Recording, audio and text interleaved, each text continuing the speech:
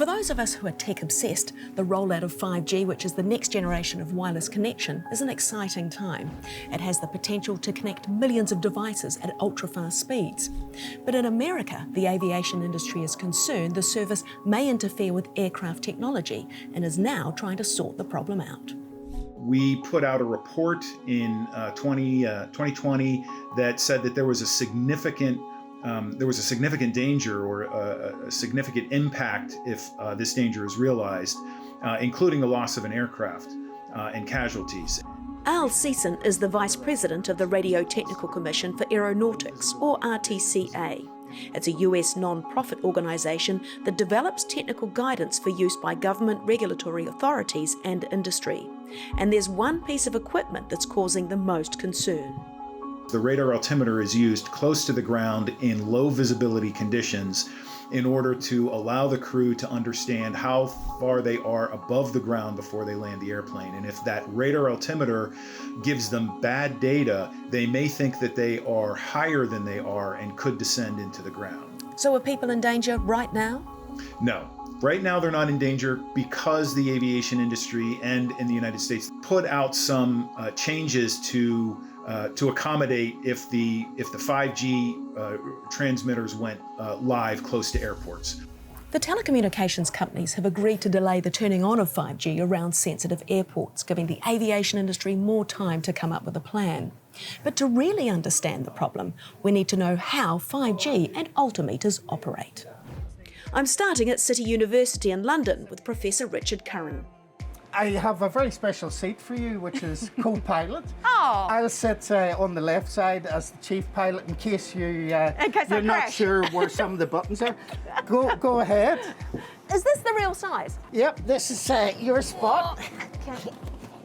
Just try and climb in as best you can. Right. Oh, all those yoga lessons paid off, Ricky, that's for sure. Are you comfortable? Very. There's a lot of instrumentation wrapped around you. What you can see here, we both have the same thing. Here on the right-hand side, you have the ability to see like the orientation of the aircraft, like a compass type mechanism. Other things, obviously, you want is speed. So we have that on the left-hand screen here. On the right, you've also the rate of climb or the rate of descent. But the big thing that we're interested in today is right in the middle of the screen, the altimeter. So what is an altimeter? To make it as simple as possible, a signal is sent down, it bounces back from the surface of the Earth. And when you, of course, understand and know the wavelength of the signal and the time that it took to bounce back, you can measure then the altitude of the aircraft. This is absolutely critical, especially on landing and takeoff, so that you can anticipate how you need to control the aircraft, the speed of the aircraft, the flap settings, the yaw, dealing with also wind conditions, etc. Another simulator next to the Airbus helps illustrate just how many decisions must be made on takeoff and landing, and lab manager Dr. Chetan Jagadish is lending a hand. Let's start our running. Here we go, Chetan. Off you go.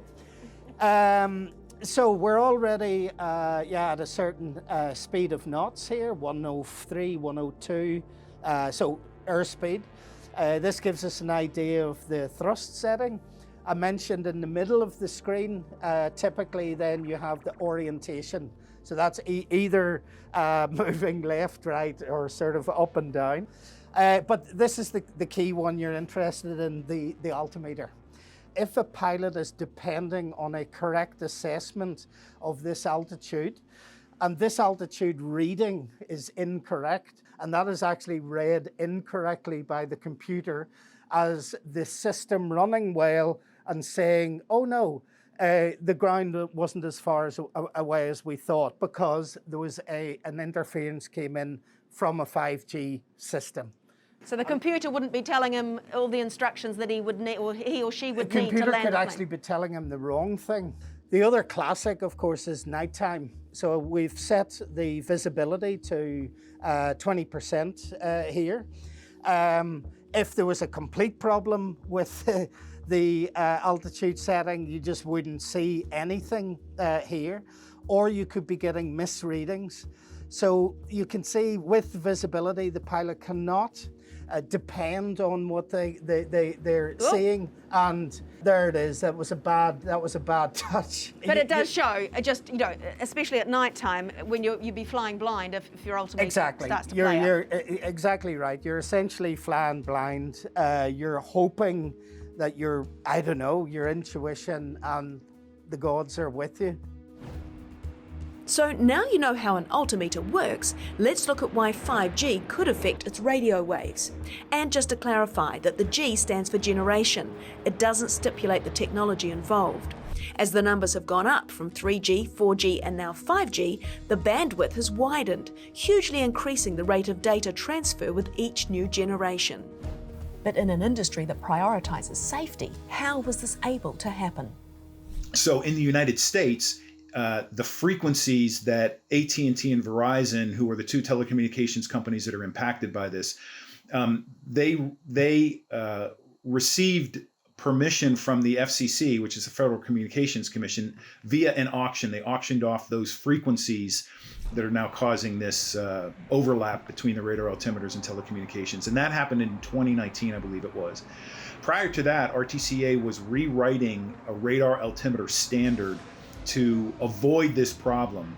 But the auction happened quickly and the rollout of the technology was going to happen rather quickly. And so rather than writing a standard to avoid it, they had to describe what the problem was. And there was a lot of testing that went on. It was a very extensive report. A lot of that testing was validated by the FAA, by equipment manufacturers. They found that, yes, there was an interference problem. So then the committee started to focus on how can we need to slow this down and we need to convince everyone that there is a real problem here. Right now, only America is dealing with this problem.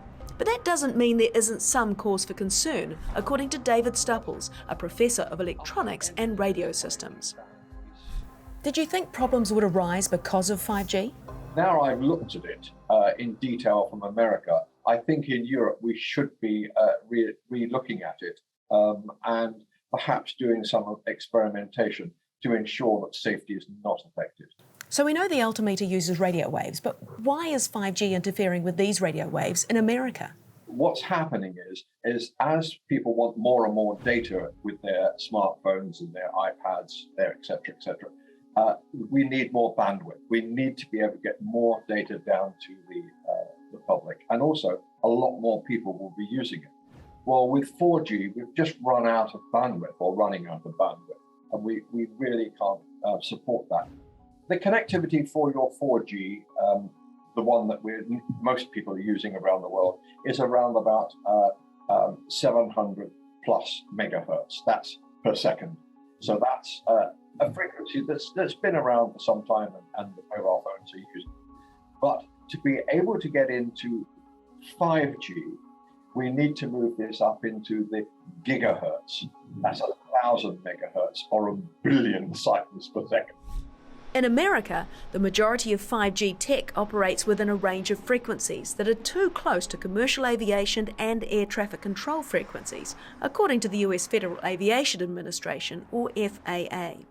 In this graphic, you can see the red line where the radio altimeter is working between 4.2 and 4.4 gigahertz.